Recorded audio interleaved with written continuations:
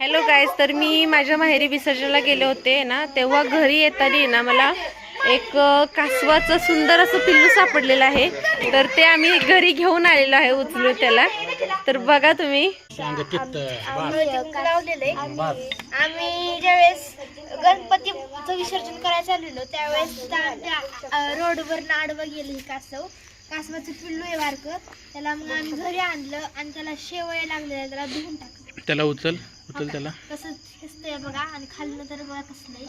कवच लय मोठं आहे आणि पाय तर लय डेंजर आहेत त्याचे. आता ते तोंड हळूहळू काढते ते बाहेर, ते भिलेलं आहे. संपली तुमची मुलगी गेली.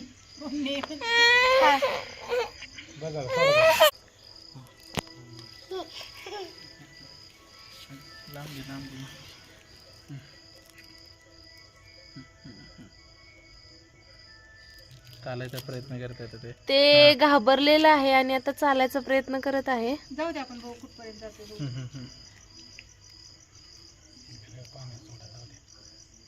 नक लागत नाही ना त्याची तुला?